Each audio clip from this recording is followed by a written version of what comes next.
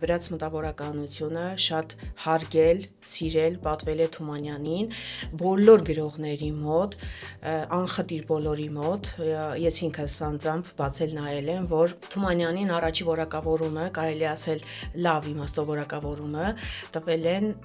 այն բառակապակցությունը, որ բարոյական գաղափարներով անձնապորություն,